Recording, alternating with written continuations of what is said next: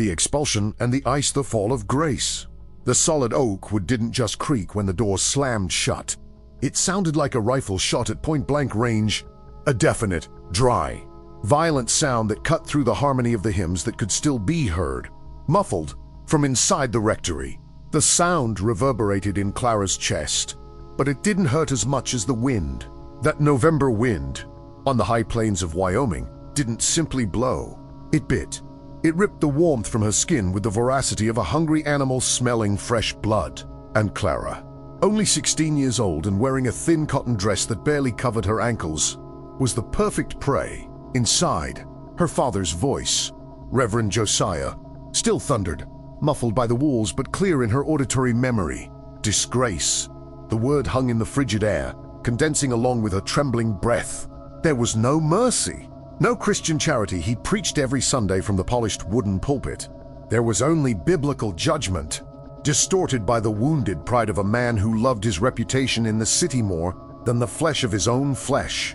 He had looked at her not as a daughter, but as a stain on his immaculate cassock, and he had cast her out into the storm brewing on the horizon, a leaden gray wall that promised to bury the world in white before dawn. She looked down at the gentle curve of her belly, still discreet but undeniable to the touch. There was life there, a life that the world called a mistake, that the church called a sin, and that her father called an abomination. But as the cold began to numb her fingers, Clara felt a wave of paradoxical heat, a primal and fierce instinct. She wrapped her thin arms around her belly, trying to create a futile barrier against the nature that conspired to kill them. The snow began to fall, not in soft flakes of fairy tales, but in needles of hard ice, brought by horizontal gusts that blinded and disoriented. The town of Blackwood was only 2 miles away, but the lights from the windows seemed like distant, indifferent stars. She knew she couldn't go there. Gossip traveled faster than the wind across the plains. If the Reverend had expelled her, no door of a respectable family would open for her. The charity of those people ended where public morality began. They would leave her to freeze on the porch so as not to stain the threshold of their homes with her.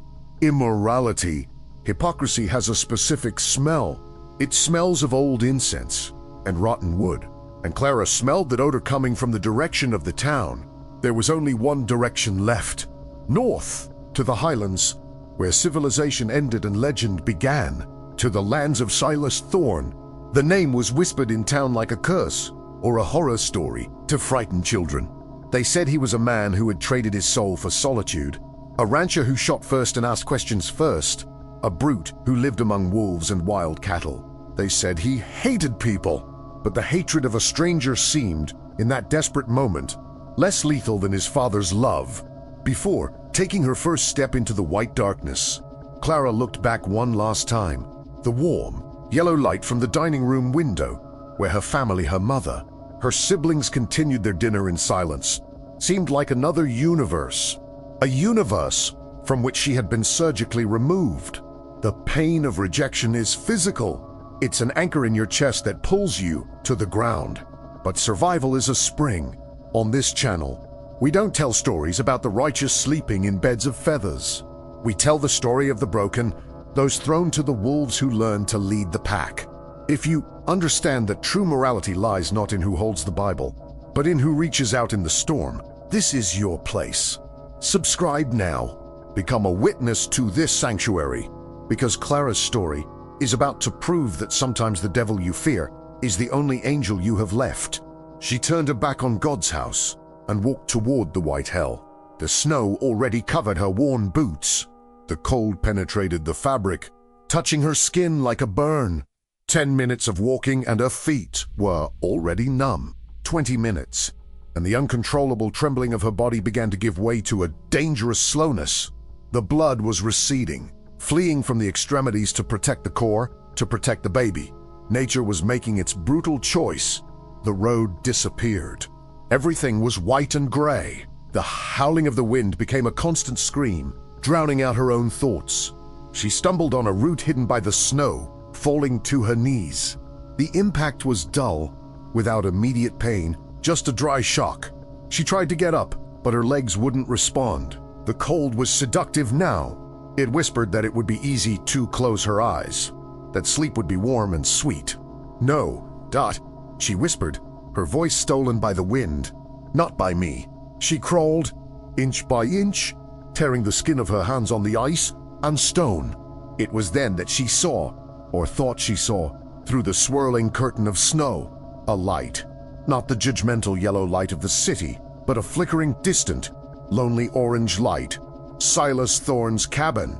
It seemed miles away, or perhaps only a few meters. The blizzard distorted reality, creating phantoms of hope. Clara forced her body to rise one last time, driven only by the genetic stubbornness of someone who refuses to be discarded. She took 3 steps, 4, and then the world spun. Heaven and earth merged into a gray blur. Her legs finally gave way. She fell face first into the snow, the metallic taste of blood in her mouth. Darkness began to close the edges of her vision. The last thing she felt wasn't the cold, but a vibration in the ground, a rhythmic, heavy sound, hooves, and something else, Dot. The sound of a dog growling, or perhaps it was the wind laughing at her. Consciousness faded, leaving her at the mercy of whatever lived in that godforsaken land. The weight of the snow and the mountain monster. Silas Thorne didn't feel the cold. Years, living in the backbone of the Rocky Mountains, had transformed his skin into something akin to the tanned leather of an old saddle, impermeable, numb, and scarred with stories he refused to verbalize. He was mounted on Bane, a 17-foot-tall black stallion with the temper of bottled thunder. The horse snorted, spewing jets of white vapor into the air, impatient to return to the stable. Silas shared that impatience. He was checking the north fence, where the wolves usually tested their luck against his calves. When the wind shifted, it wasn't the sight that first alerted him. In the utter whiteness of the storm, eyes are deceitful. It was Blue, his herding dog, a mix of shepherd and something wild that Silas never bothered to identify. The dog stopped abruptly, the fur on the back of his neck bristling like pine needles, and let out a low, guttural growl that vibrated against the horse's ribs. Silas instinctively reached for the Winchester rifle in its leather sheath. In those lands, surprises were rarely present. They were usually ambushes or predators. He squinted, straining his vision through the curtain of snow falling horizontally. Something broke the white perfection of the ground. A dark stain, a sack of grain fallen from a cart. A stray calf that had succumbed to the ice. Silas cursed softly, a harsh curse lost in the howling wind. He hated mysteries. Mysteries meant work, and work in that temperature meant risk. He spurred Bane, approaching with the caution of someone expecting to find a wounded bear, but it wasn't a bear. And, tragically, it wasn't a sack of grain. When Silas looked down from his saddle, what he saw made his stomach churn, not with fear, but with a profound revulsion for the human race. It was a girl, or what was left of one. She was partially buried, her dark hair spread out like paint spilled on virgin snow. The skin of her face was the color of old wax, that bluish-gray hue that precedes the stiffness of death. He collapsed. His heavy boots sank into the snow with a crunching sound. Blue circled his body, whimpering, sniffing the air urgently. The dog knew what that was. Life fading away. Silas knelt, the snow instantly soaking the knees of his thick woolen trousers. He felt no pity. Not yet. What he felt was rage. Rage at whoever had left a child for. That's all it was in his eyes, at the mercy of the Wyoming winter. This wasn't neglect. It was passive murder. He removed his thick beaver fur glove, exposing his calloused, warm hand to the frigid air, and touched her neck. The skin was marble, cold, hard, lifeless. He waited. A second, 2. The wind howled, mocking him. And then, beneath the pads of his fingers, he felt it. A faint tremor, an erratic, slow pulse, like a moth beating its wings against glass, struggling not to die. "Damn you," he growled, his voice hoarse from disuse. She was alive, which meant he had a problem. If she were dead, he would bury her in the spring. But alive. Alive demandait action. Alive demanded that he take her inside his sanctuary, that he break the sacred rule of his isolation. He looked at the distant city, invisible in the storm, and spat on the snow. They threw her away, like trash. Silas slipped his arms under her body. She was light, frighteningly light. But the dead weight of an unconscious body has its own gravity. As he lifted her, her head fell back, and the hood of her thin coat slipped down. That's when he saw the outline. The dress was frozen, stiff, but the curve of her belly was unmistakable against his chest. He stopped. The wind seemed to cease. For a millisecond in his mind, pregnant. The realization hit Silas like a hammer blow to the sternum. The cold rage. He felt transformed into something incandescent. It wasn't just a girl. It was two lives. Someone had looked at this girl, carrying a child, and decided that snow was a better fate than a roof over her head. The brutality of it offended something deep in Silas's distorted moral code. He wasn't a good man. He knew it. He killed when necessary, stealing the peace of others with his grim presence. But he would never, ever hurt what cannot defend itself. Hold on tight, girl, he murmured, more to himself than to her. He hoisted her into the saddle with brute force, climbing on right behind her. He held her in front of him, covering her with his own buffalo hide coat, creating a cocoon of animal warmth between his body and the horse's neck. The ride back to the cabin was a battle. The wind tried to knock them down.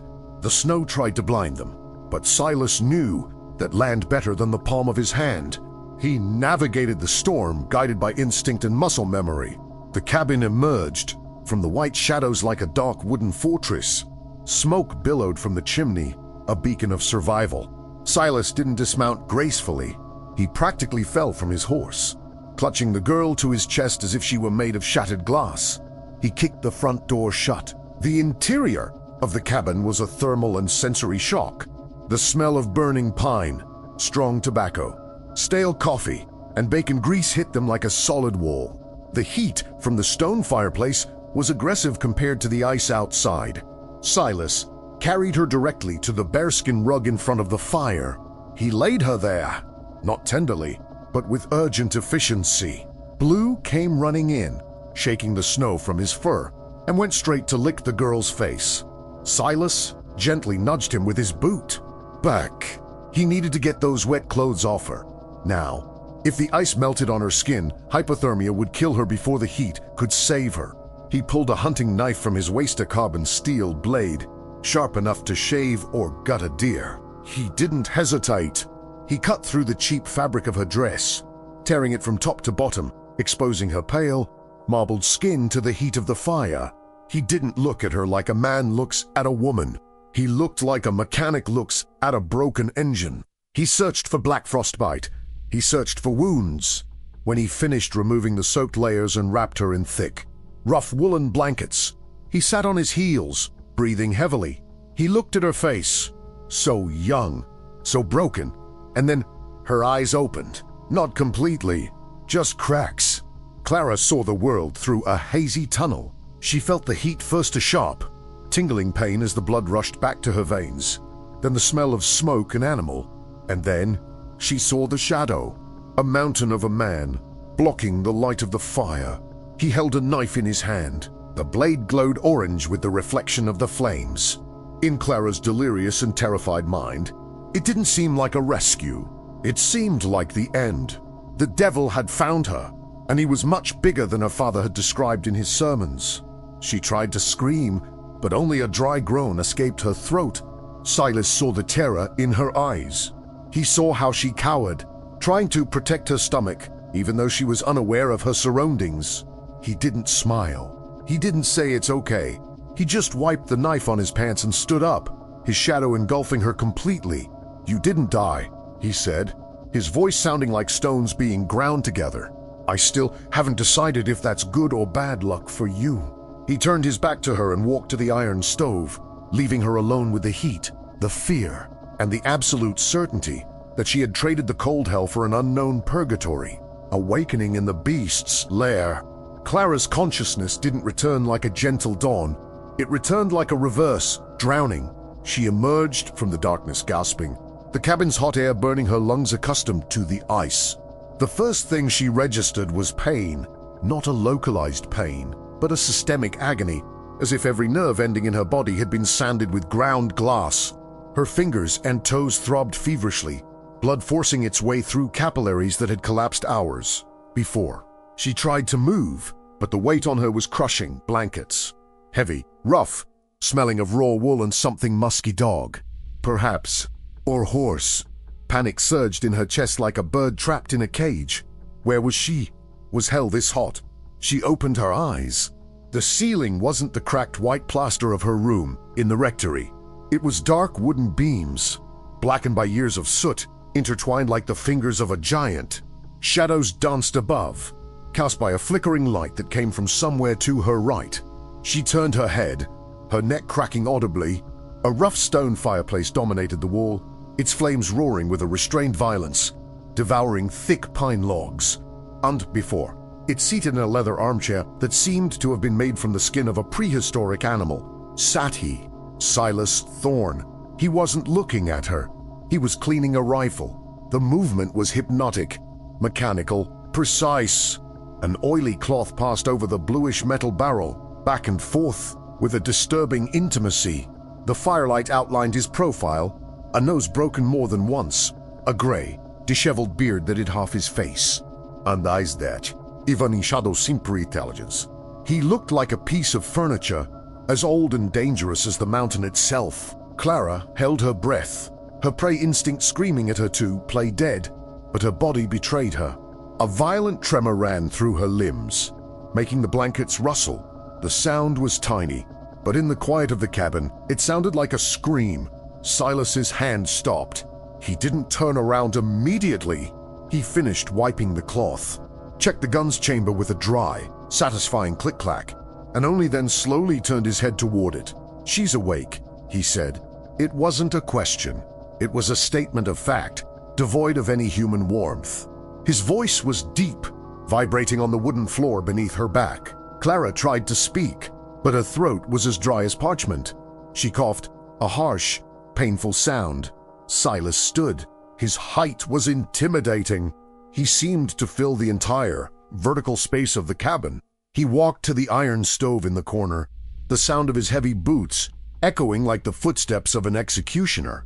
He picked up a pewter mug, filled it with something from a steaming kettle, and walked over to her. He crouched down, up close. He smelled of tobacco, gunpowder, and melting snow. The smell of a man who lives outside the law of civilized men. He held out the mug. "Drink," he ordered. Clara recoiled, shrinking against the fur rug. The fear of being poisoned battled against her desperate thirst. "It's not poison, girl," he said impatiently, as if reading her mind. "If I wanted to kill you, I would have left you outside. It would have been less work." The brutal logic of those words pierced her fear. He was right. She reached out her trembling hand, her purple, swollen fingers barely able to grip the handle of the mug. Silas snorted, annoyed by her weakness, and took the mug himself, bringing it to her lips. The liquid was broth. Beef broth, salty, fatty, and hot. The flavor exploded in Clara's mouth like a miracle. She drank greedily, choking, the liquid running down her chin. Silas didn't wipe it away. He simply held the mug until she finished the last drop. "Thank you," she whispered, her voice faltering. He ignored the thanks. He stood up and returned to his armchair, picking up his rifle again. "Who did this?" he asked, without looking at her. Clara blinked, confused. "What?" "Who threw you out?" he clarified, his voice hardening. "A girl in your condition doesn't go for a walk in a snowstorm. Someone opened the door and pushed you out." "Who?" Shame burned Clara's face, hotter than fire. The memory of her father's face, contorted with disgust, returned with full force. "My father," double quotes. She admitted, her voice so low it was almost lost in the crackling of the firewood. The Reverend, Silas's, hand rested on the rifle again. He remained silent for a long moment. The only sound was the wind howling outside, trying to get in, furious at having lost its prey. "Reverend," Silas repeated the word as if he were tasting sour milk. He let out a short, dry laugh, devoid of any humor. "Of course. No one hates with such fervor as a man of God." He turned to her, And for the first time, Clara saw something in his eyes that wasn't just indifference or irritation. It was recognition. Recognition of an old wound, of a scar he also carried, even though his was invisible. "Do you know where it is?" he asked. "At Silas Thorne's house," she replied, the name slender with the weight of the urban legend he carried. The man who shoots strangers. Silas arched a thick, gray eyebrow. "The stories are modest. I do worse than shooting." He leaned forward, elbows on his knees, the rifle resting casually in his hands. "You're safe here, girl. The cold doesn't get in. The wolves don't get in. And your saintly father certainly doesn't have the courage to come up here."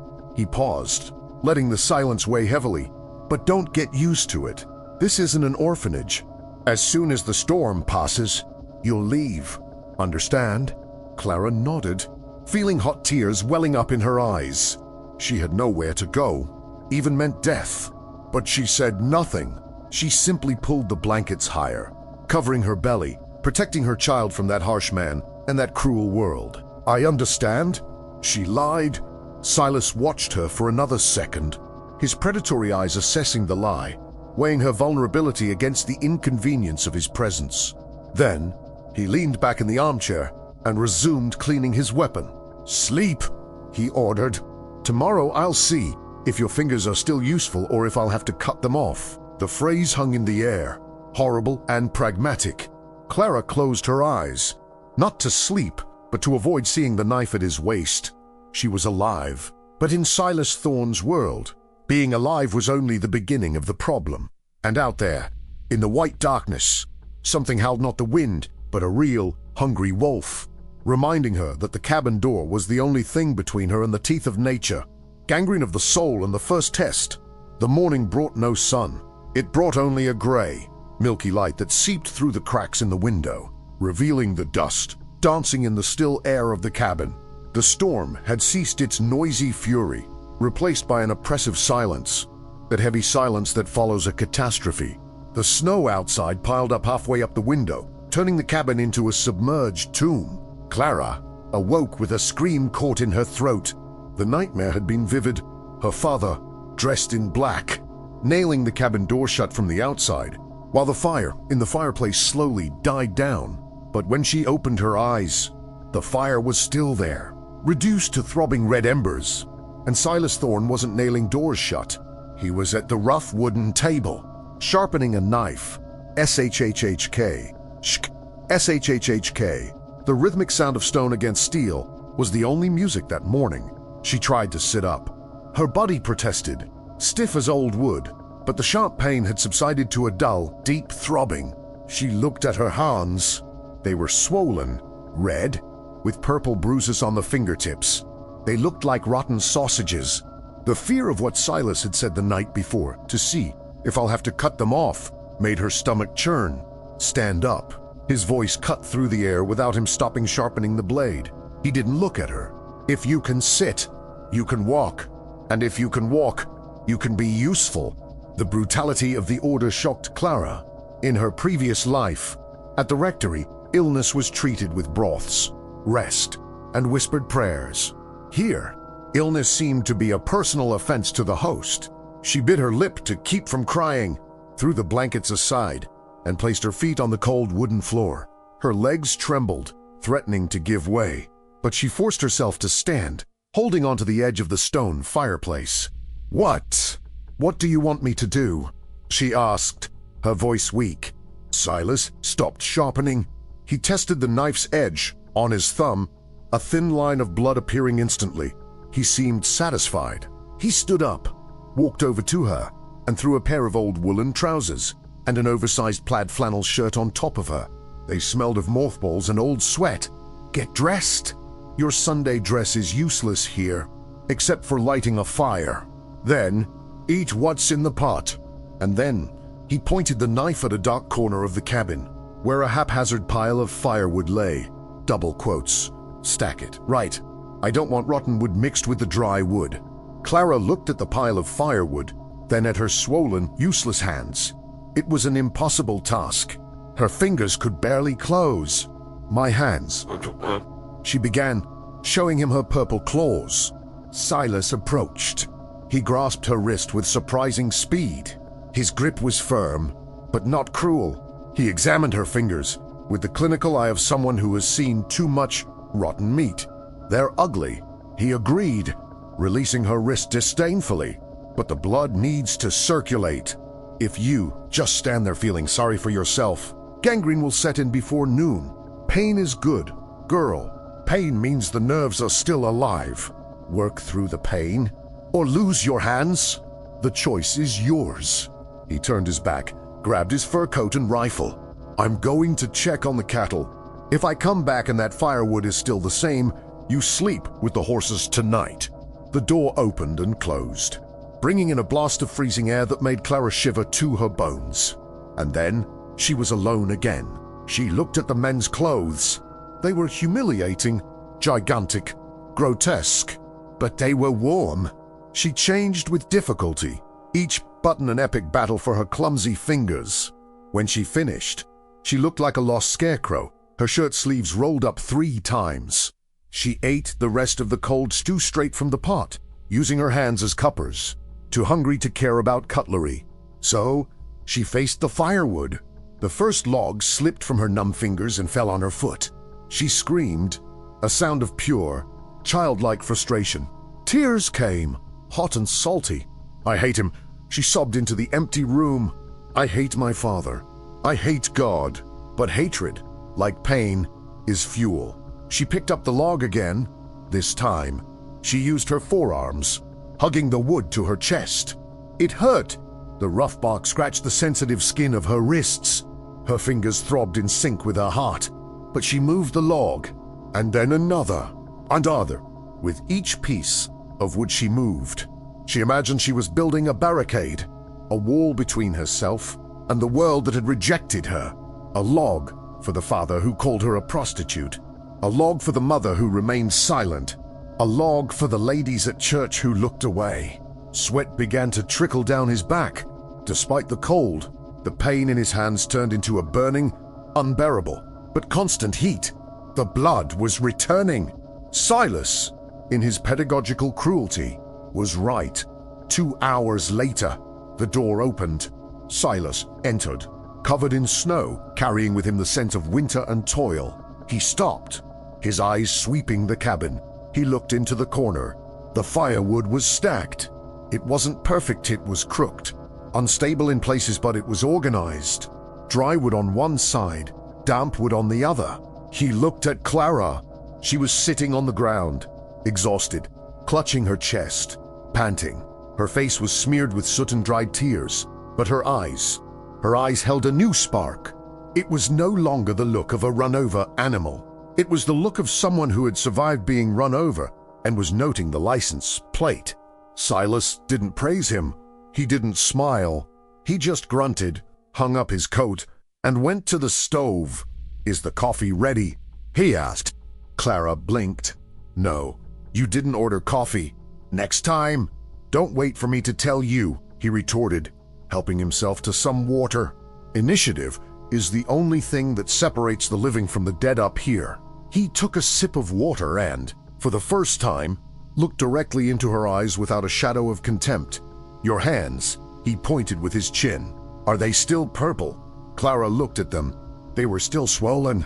Yes, but the cadaverous color had given way to a vivid, irritated red. She flexed her fingers. It hurt like hell, but they moved. "No," she said. "They're red." "Good," Silas said, turning to cut a piece of dried meat. "That means I won't need the saw today." Lucky you. But Clara knew it wasn't luck. It was stubbornness. And as she watched that brutal man silently chew on her dried flesh, she realized something disturbing. He had treated her with more respect by forcing her to suffer than her father ever had by protecting her from sin. Silas Thorne didn't offer mercy, he offered tools. And in that moment, with her hands burning and the baby gently kicking in her womb, Clara realized that tools were far more useful than prayers. The confession in darkness and the name of sin. The days turned into a routine of silent survival. The blizzard outside offered no respite, transforming the cabin into a floating island in a white ocean. Inside, time was measured not by clocks, but by tasks. Firewood, water-melted snow in large cauldrons, food, cleaning. Silas didn't speak much. His words were saved like ammunition, used only when necessary and always with the aim of hitting the target. But the nights were different. When the wind howled loudest and the darkness pressed against the windows like a physical weight, the cabin shrank. The fire became the center of the universe. And it was on one of those nights, after a dinner of beans with bacon, that the silence finally broke. Not with a bang, but with a simple question posed by Silas as he stitched up a tear in his leather saddlebag. "What's his name?" Clara, who was washing the pewter dishes in a basin, stopped. The warm, soapy water covered her hands, now healing, the skin peeling off like a snake shedding its skin. "Whose?" she asked, without turning around, her heart racing. "From the child's father," Silas said, the needle piercing the leather with a dry sound. "Don't tell me it was the Holy Spirit."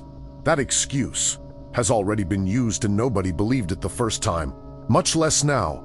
Clara felt her face burn. Shame, that old companion her father had instilled in her soul, tried to suffocate her, but something had changed in her in recent days.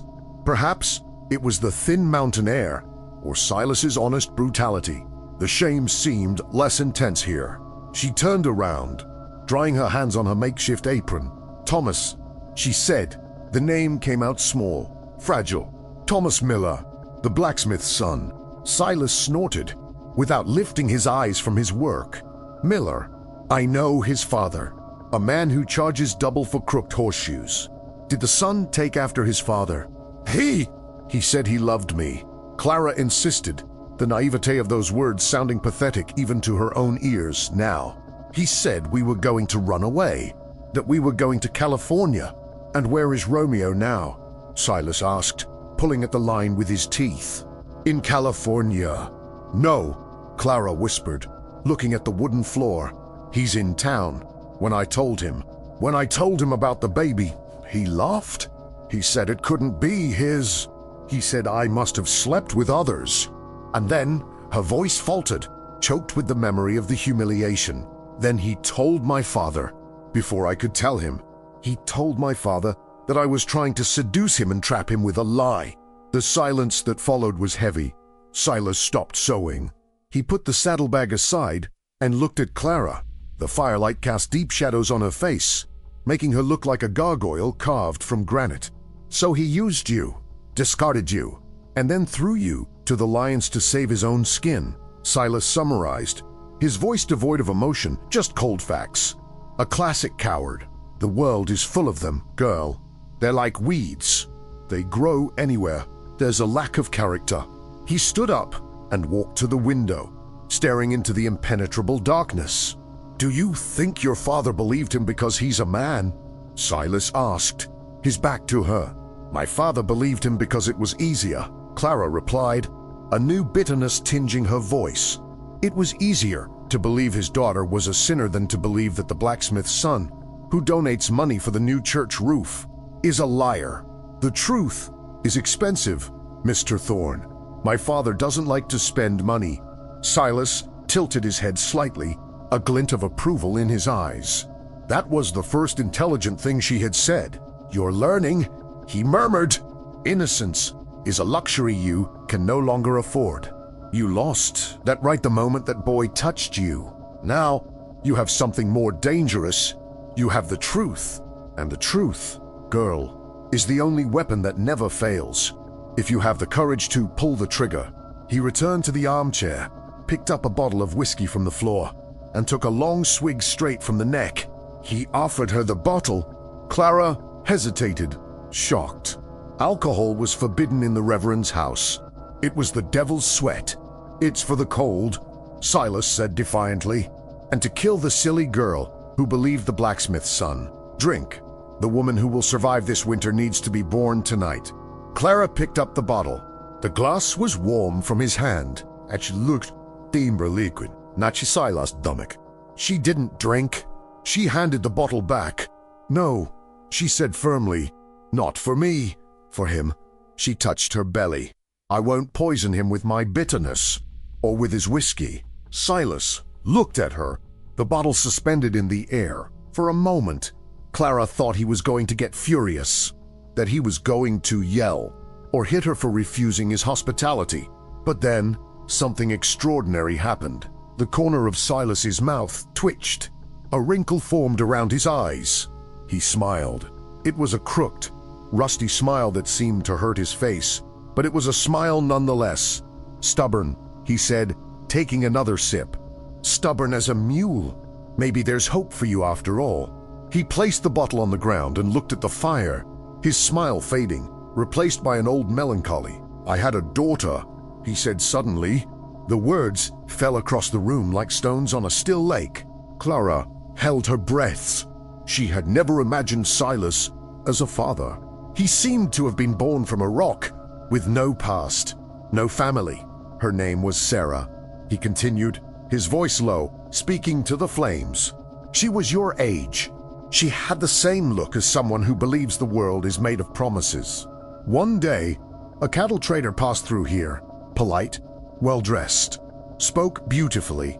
She left with him, left a note saying she was going to be a lady in the big city." He paused for a long time. The crackling of the firewood sounded like a gunshot. "I found her 2 years later, in a brothel in Denver. The gentleman had sold her in the first week. She died of tuberculosis in my arms, coughing up blood and apologizing for having believed him." Silas looked at Clara, and the pain in his eyes was so raw, so visceral, that Clara wanted to look away. "I burned down that brothel," he said, his voice as cold as the ice outside, "with the gentleman inside. And then I came here, to where no one lies, because nature doesn't know how to lie. It simply kills or lets live." He stood up abruptly, as if he had said too much, as if he had shown an unforgivable weakness. "Go to sleep," he growled, the hardness returning to his voice like armor. "Tomorrow we'll see if you know how to shoot. Because if that boy, or your father or any other man tries to get near you again, I won't always be here to burn the world down for you. You'll have to light the match yourself." Clara stood still, looking at the broad back of the man who carried hell in his chest. She understood, at that moment, that she wasn't being protected by an angel, nor by a demon.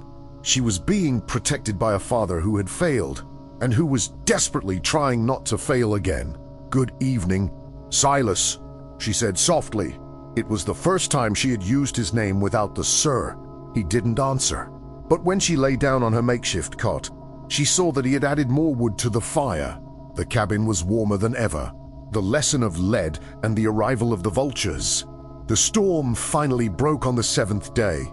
The sky, once a leaden shroud, opened into a crystalline, painfully bright blue. The sun reflected off the snow with an intensity that hurt the eyes, transforming the world into a desert of blinding diamonds. But the beauty was deceptive. The cold had intensified. The air was so icy that breathing hurt, freezing the hairs in your nose with every breath. Silas wasted no time. "Outside," he ordered, tossing a pair of snowshoes to Clara. "Today you'll learn the difference between being a victim and being a problem." They walked to a clearing behind the cabin, where dead tree stumps stood like crooked tombstones.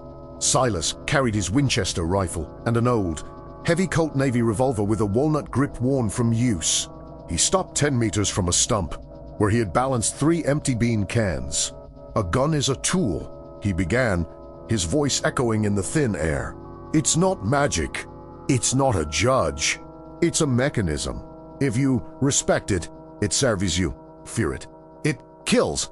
He handed the revolver to Clara. It was absurdly heavy. Her hands, still sensitive and peeling, trembled under the weight of the cold steel. "Hold it with both hands," he instructed with abrupt, impersonal touche. "Feet apart. Breathe. Don't pull the trigger. Squeeze it gently, as if you were squeezing a rotten lemon." Clara took aim. The gun seemed tiny. The gun barrel danced. She closed one eye, bit her lip, and squeezed. Bang! The recoil was a kick. The gun flew upward, almost hitting her forehead. The sound was deafening, rolling through the mountains like thunder. The gun remained motionless, mocking her. The bullet had hit the snow 3 meters to the left. "You closed your eyes," Silas said, making no secret of his disdain. If you close your eyes, you die. Fear makes you not want to see what's killing you, but you have to see. You have to look the Wolf in the eye when you pull the trigger. Again, they stayed there for hours. The cold numbed Clara's fingers. The smell of burnt gunpowder permeated her clothes and hair. Her ears ringed. Her arms ached as if they were on fire. But she didn't stop, and Silas wouldn't let her stop. Imagine the can is Thomas, he said at one point, his voice low and venomous near her ear. Imagine it's his smile when he laughed at you. Clara stiffened. The image of Thomas's face, arrogant and handsome, flashed into her mind. Anger, hot and liquid, replaced the cold. She tightened her grip. She didn't close her eyes. She looked at the can and saw her enemy. Bang! The middle can flew off, spinning in the air with an irregular hole in the center. Silas didn't applaud. He just nodded once. Better, but Aiken doesn't shoot back. Let's see if... ... He stopped. His body tensed instantly, like a guard dog that hears an intruder. He turned his head toward the valley, his eyes half closed. What was that? Clara asked, feeling the fear return. Silence, he hissed. In the crystal clear air, the sound traveled far. And there it was, the rhythmic sound, muffled by the snow, but unmistakable. Horses, several of them, climbing the trail. Silas took the revolver from Clara's hand and tucked it into her belt. Inside, now, they ran to the cabin. Silas locked the door with a solid oak bar and went to the window, peering through a crack in the wood. Clara huddled near the fireplace, one hand protectively on her stomach, the other on the cold handle of the revolver. Who are they? She whispered. Vultures? Silas replied, carrying the Winchester. 3 horsemen and a sled. He turned to her. He's fussy grim? Your father didn't come, but he sent his dogs. Through the crack, Clara saw. They were men from the city. She recognized Sheriff Miller Thomas's father, and 2 deacons from the church. Large, bearded men who always looked at her disapprovingly. They stopped the horses in the front yard, the animals' breath forming clouds of vapor. Silas Thorne. Sheriff Miller's voice echoed, authoritative and arrogant. We know the girl is there. The tracks in the snow don't lie. Silas did not answer. The cabin remained silent as a tomb. We don't want any trouble with you, Thorne. The sheriff continued. We just want the girl. The Reverend has decided she should be sent to a convent in the east to atone for her sins far from here. Hand her over and let's go. Clara felt her blood run cold. A convent in the east. It was a euphemism for disappearing. To be locked up, have her baby ripped away, and spend the rest of her life washing stone floors as penance. It was a living death sentence. Silas looked at Clara. Do you want to go? He asked, his voice neutral. No, she choked, grabbing his arm. Please, Silas. They're going to take my baby. They're going to bury me alive. Don't let me go. Silas looked at her hand on his arm, then into her terrified eyes. He sighed, a tired, heavy sound. Stay away from the window, he ordered. He flung the door open and stepped out onto the porch, the Winchester resting casually on his shoulder. The wind ruffled his fur coat, making him look even larger, like a bear emerging from hibernation. You're trespassing, Miller, Silas said, his voice calm but with that dangerous vibe of an avalanche about to begin. We're on an official mission, Thorne, the sheriff retorted, his hand hovering near his holster. The girl is a minor. Her father has custody. You're kidnapping a child. I didn't kidnap anyone, Silas said. I found a piece of frozen trash that you guys threw away. I cleaned it. Now it's mine. Watch your mouth, Thorne. One of the deacons growled. You don't want the law in the church against you, Silas left. It was an ugly kala. You're the law, Miller, the father of the bastard who got the girl pregnant and then hid behind his mother's skirt. And the church that throws children in the snow. He stepped down a step from the veranda. The men's horses recoiled nervously. The girl stays, Silas declared. If you want her, you'll have to get past me, and I guarantee you, I have more bullets than you have courage. Sheriff Miller turned red with rage. He pulled out his revolver. "That's obstruction of justice. Thorne, I'm going to arrest you." The movement was too fast for the eyes to follow. Silas's Winchester dropped from his shoulder and fired. Bang! The sheriff's hat flew off his head, spinning in the air with a hole in the crown. The sheriff froze, his hand halfway to his holster, his face as pale as snow. The next shot won't be for the hat. Silas warned, cocking the gun again. The metallic sound was definitive. "Get out of my land." Now, there was a moment of absolute tension, where violence hung in the air like static electricity.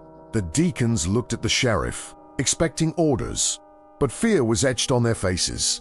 They were town thugs, used to intimidating drunks and women. Silas Thorne was a predator of another level. "You'll regret this, Thorne," the sheriff hissed, picking up his hold hat from the ground. "You've just declared war on Blackwood." "Screw Blackwood," Silas spat, "and take a message to the Reverend. If he wants his daughter back, tell him to come and get her himself, but tell him to bring a shovel, because he's going to have to dig his own grave." They mounted their horses and rode off, descending the mountain with humiliating haste. Silas remained on the balcony until they disappeared behind the tree line. Only then did he lower his weapon and release the air he had been holding. He went back inside. Clara was standing in the middle of the room, pale, trembling, but with the revolver in her hand pointed at the door, ready to fight. Silas looked at her and nodded. "They'll be back," he said, closing the door and locking it. "And next time, they won't come to talk. Get ready, girl." Winter just got a lot warmer. The invisible siege and the fever of fear. The sheriff's threat was not empty. In the following days, the mountain changed. Not the landscape, but the feeling. The isolation, which had once been a protective barrier, became a cage. Silas redoubled his vigilance. He spent the night sitting on the porch, wrapped in furs, his rifle in his lap, observing the darkness with the patience of a statue. Clara slept little, waking at every creak of the wood, her hand always searching for the cold revolver under her pillow. But the attack didn't come with bullets. It came with silence and sabotage. On the morning of the third day after the sheriff's visit, Silas went to the stable and found Bane, his stallion, limping. A rusty nail had been driven deep into the animal's hoof. It wasn't an accident. Someone had entered the property during the night, passed by Blue, who was strangely lethargic, perhaps drugged, and mutilated the horse. Silas returned to the cabin with a cold, controlled fury that was more terrifying than any scream. "They're playing games," he said, throwing the bent, bloody nail on the table. "They want to wear us down. They want to make us paranoid before they attack." Clara looked at the nail. The petty cruelty of it made her shudder. To hurt an innocent animal to get to a man, that was the signature of cowards. "What are we going to do?" she asked. "Let's turn the house into a fortress," Silas replied. They spent the day working. Silas nailed thick boards to the windows, leaving only narrow slits for shooting.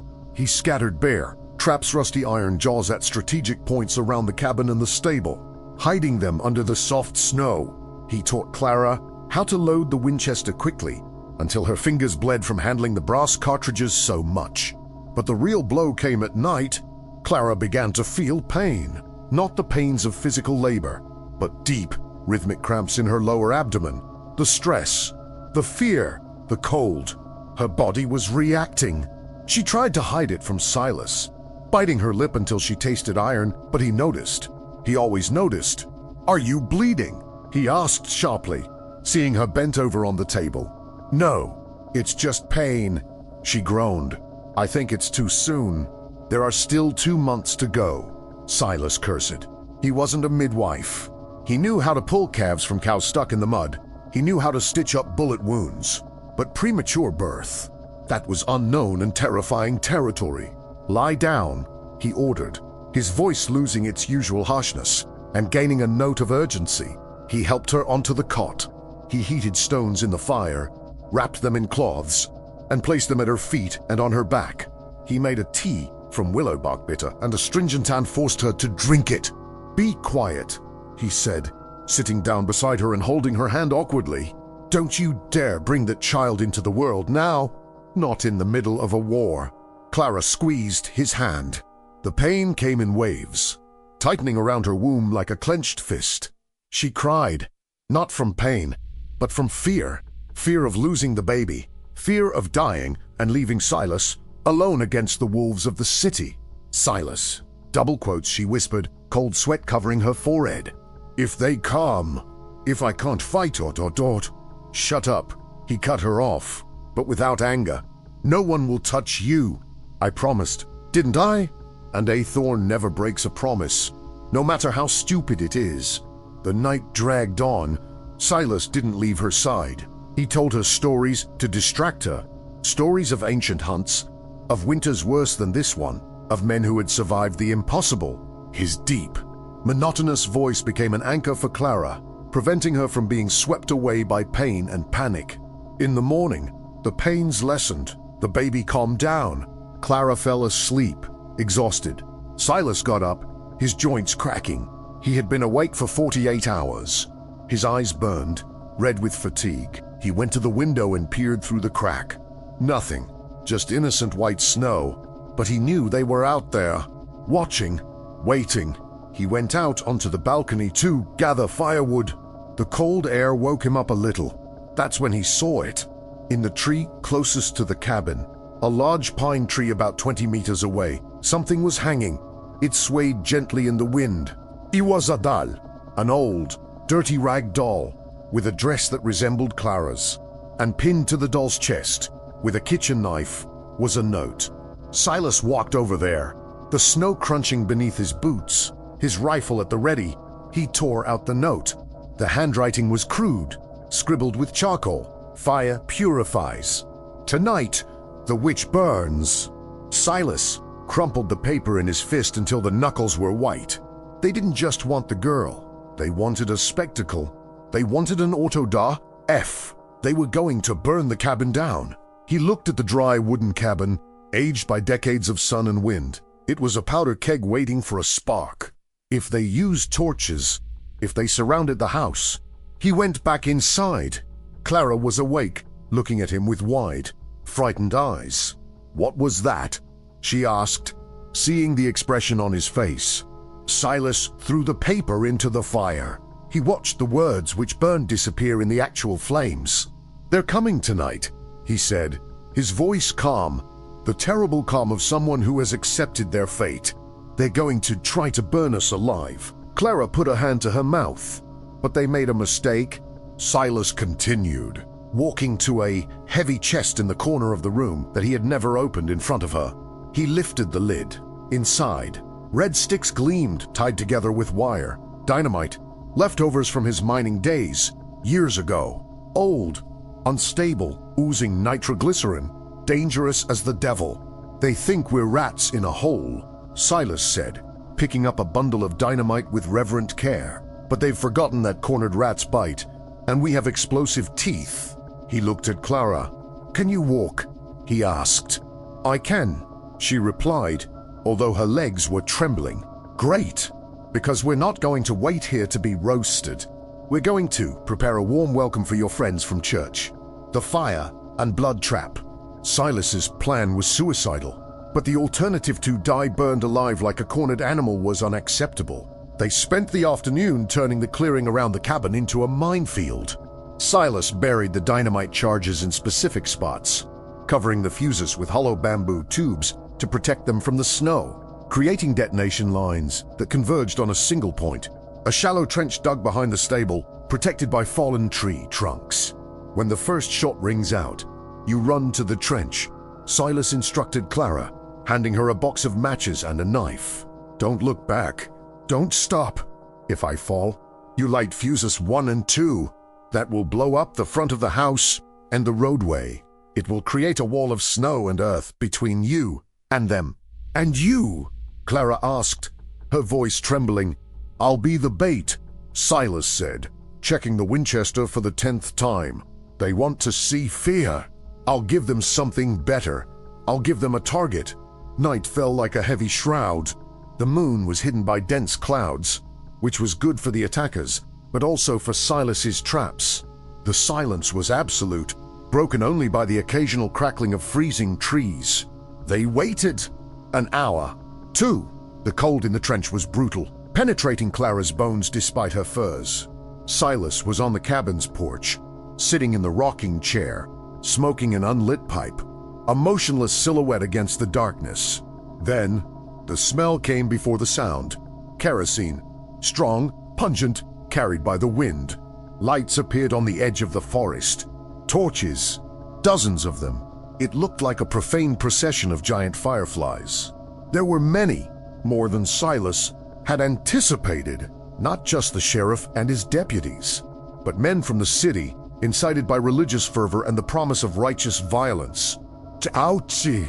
Reverend Josiah's voice echoed through the night, amplified by a brass megaphone.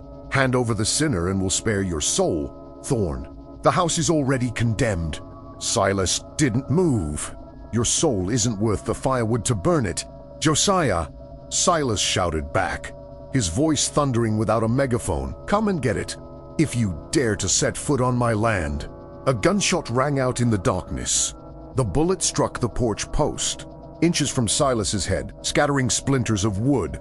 It was the signal. Now!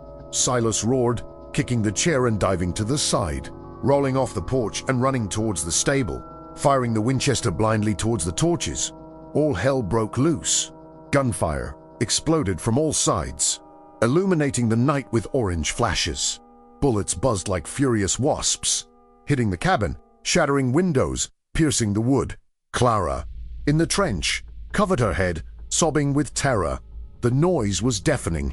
She saw Silas arrive at the trench, sliding on the snow, panting, blood trickling from a cut on his forehead. They're flanking us, he shouted, reloading his weapon with hands trembling with adrenaline. They're going to throw the flares. And they threw it. Arcs of fire streaked across the night sky, falling onto the dry wooden roof of the cabin. The flames caught instantly, fueled by the wind. Silas's house, his sanctuary, began to burn. Light it, Silas ordered, pointing to the wicks. Number 3. Now, Clara struck a match. The wind blew it out.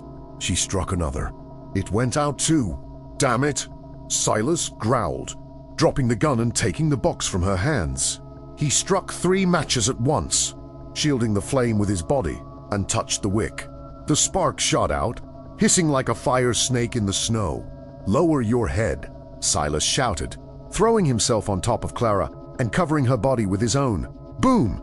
The explosion shook the earth. It wasn't just a sound. It was a physical shockwave that punched them in the chest. Snow, dirt, and tree trunks flew through the air. Cries of pain and surprise echoed from the tree line. The charge had detonated on the right flank, where a group of men were trying to approach stealthily. The momentary chaos stopped the gunfire. The smoke and kicked-up snow created an impenetrable fog. They're confused, Silas said, standing up and peering over the edge of the trench. They think we have a cannon, but the cabin was burning too fast. The heat reached them in the trench, melting the snow around them. The light from the fire illuminated everything, exposing their position. There, someone shouted. Behind the stable, a new hail of bullets hit the trench, raising geysers of frozen earth. Silas returned fire, knocking down a man who was running with a torch. We won't last much longer, he said, looking at Clara. His face was smeared with gunpowder and blood, but his eyes were calm. We're running out of ammunition. He looked at the stable. Bane, the horse, was neighing inside, terrified by the smoke. Listen to me, Silas said, gripping Clara's shoulders. I'm going to blow up the main cargo, the one under the porch. It'll bring the front of the house down on top of them. In the chaos, I'll put you on the horse. You'll go down the south trail. It's steep, but Bane knows the way. I'm not going without you, Clara shouted, grabbing his shirt. You will, he roared, shaking her. You carry 2 lives. I'm just a tired old man. Don't make my sacrifice in vain. Girl, go live. Go be the mother you're meant to be. He didn't wait for an answer. He turned and lit the last wick, the shortest one. Get ready, he shouted, running towards the stable under a hail of bullets. Clara watched Silas disappear in the smoke. She saw the fuse burning rapidly toward the ablaze house, where the silhouettes of her father's men approached, believing they had won. And then, the world turned white. The explosion from the balcony was colossal. The front of the cabin disintegrated, hurling burning logs and deadly debris upon the attackers. The sound was so loud that Clara heard nothing. She only felt the earth trying to throw her into the sky. In the midst of the dust and fire, a black horse appeared, galloping like a demon rising from hell. Silas was mounted, holding the reins with one hand and firing his revolver with the other. He braked sharply beside the trench. "Come up," he shouted, extending his hand. Clara grabbed his hand. With superhuman strength, he hoisted her onto the back of the horse. "Hold on to me," he ordered. He spurred Bane on. The horse bolted, not toward the south trail, but straight through the flames, straight through the line of stunned and wounded men. It was an act of madness and courage. They broke through the wall of fire, the heat scorching their hair, and plunged into the darkness of the forest on the other side, leaving behind smoldering ruins and cries of defeat. They were alive, but the night was not yet over, and winter still had its teeth, blood on the snow and the last sacrifice. The escape through the forest was a blur of branches whipping faces, and the rhythmic, desperate sound of Bane's hooves crushing the snow. Silas didn't slow down, guiding the horse along trails known only to him and the deer, descending steep ravines where one wrong step would mean death. Behind them, the orange glow of the fire tinged the sky, a beacon of destruction marking the end of the life Silas had built. Clara clung to his waist, her face buried in the fur coat that smelled of smoke and cold sweat. She felt Silas's body tense, vibrating with each impact. But something was wrong. With each jolt of the horse, Silas let out a muffled grunt, a sound he tried to swallow. And when Clara's hand slipped slightly to the side, she felt something warm and sticky soaking his coat. Blood. Lots of blood. "Silas," she shouted against the wind. "You're hurt. Keep holding on," he growled back, his voice weak but imperative. "We don't stop until we cross the Snake River. The water will hide the trail." They galloped for another hour, until the sound of the river roaring, swollen by the partial thaw, filled the air. Silas guided Bane into the icy water without hesitation. The thermal shock made the horse neigh, but he obeyed, fighting against the strong current. They reached the other bank, soaked and shivering uncontrollably. Silas dismounted, or rather, fell from his horse. His legs gave way as soon as they touched the ground. Clara quickly dismounted, running to help him. "Silas," she cried, turning him onto his back in the snow. The moonlight, now free from the clouds, revealed the damage. There was a dark, ugly hole on the right side of his abdomen, just above his belt. Blood pulsed rhythmically, staining the white snow crimson. "It's just a scratch," double quotes he lied, trying to smile, but his teeth were stained with blood. That damned deacon. He had good aim after all. "We have to stop this," Clara said, panic rising in her throat. She tore at the hem of his flannel shirt, trying to make a compress. "No," double quotes Silas held her hand. His strength was fading, draining away like water through a sieve. "There's no time, and there's no way. The bullet is still inside. I know when it's the end, girl. I've seen men die from this many times." "Don't say that." Clara started pressing the cloth to the wound with warmth. "You can't. You promised. You said you'd teach me to shoot better. You said, Dot." "I told you that you were going to live," he interrupted her, his voice now a hoarse whisper. "And you will." He felt in his coat pocket and pulled out a wad of old, crumpled dollar bills and a small iron key. "Take it," he insisted, pushing the items toward her hand. "The money. It's all I have. The key. It's to a safe deposit box at the Cheyenne Bank. The land title is there. The land is yours now. Burned or not, it's yours." "I don't want the land. I want you," Clara cried, tears freezing on her face. Silas looked at her, and his eyes, which had always been as hard as flint, softened. He raised his trembling hand and touched her face, wiping away a tear with his calloused thumb. "You remind me of her," he whispered. "My Sarah." You have the same stubbornness, the same fire." He coughed. A horrible, gurgling sound. Blood trickled from the corner of his mouth. "Listen to me, Clara. The horse. Bane will take you to the train station in Laramie. Take the train west. Go to California. Don't look back. Raise this boy away from men like his father. Away from men like me. I'm not going to leave you here." She insisted, trying to lift him up. "You will go," he said, with a last spark of authority, "because if you stay, they will find us. And then all this, the fire, the pain, the blood, will have been for nothing. Don't let my death be in vain, girl. Make it worthwhile." He closed his eyes for a moment, gathering his strength. "Go," he whispered. Now, Clara looked at him, lying in the snow, his life ebbing away. She looked at the dark forest from which they had come. She knew he was right. Their pursuers would not stop. She leaned down and kissed his cold forehead. "Thank you, Dad," she whispered. Silas's eyes opened one last time. She listened, and in that final moment, the monster's mask completely fell away. He didn't die like the boogeyman of the mountain. He died like a man who had finally paid his debt. "Go," double quotes. He exhaled. And then, his chest stopped rising. Clara stood there for an eternity, the sound of the river and the wind her only company. She closed his eyes. She took his rifle. She took the money and the key. She stood up. The pain in her belly had vanished, replaced by a cold, hard emptiness. She was no longer the girl who had knocked on his door begging for shelter. That girl had died in the burning cabin.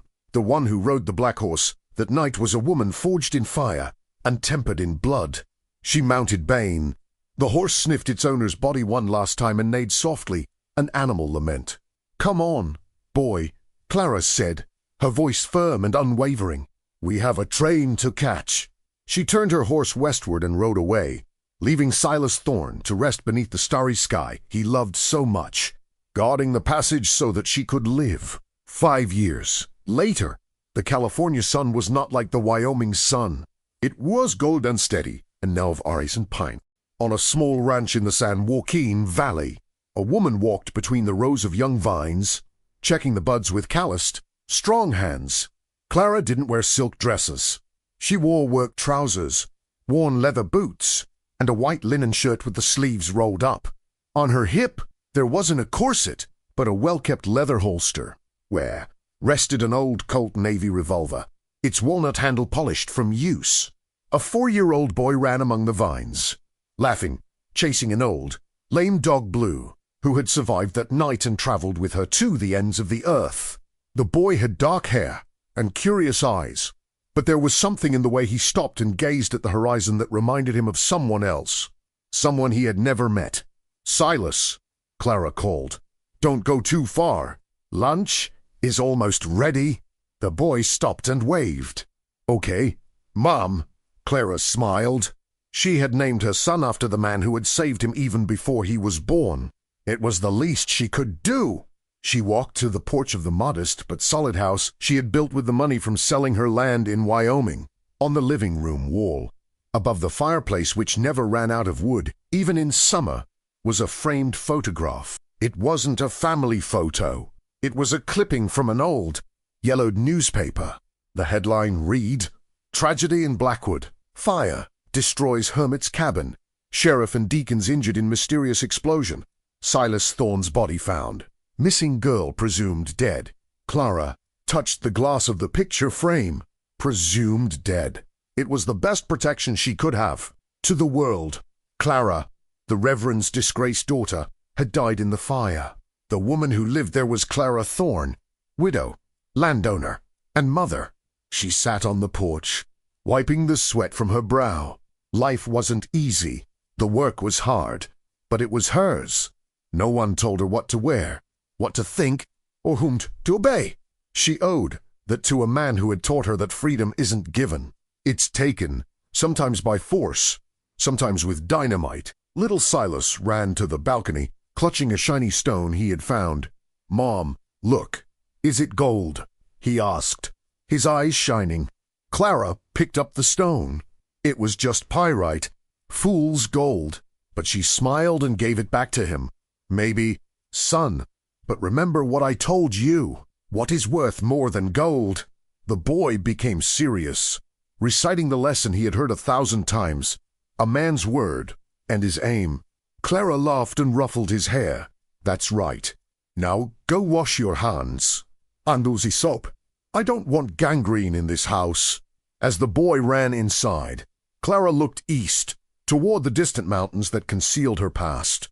She knew her father was still alive, probably preaching about the fires of hell.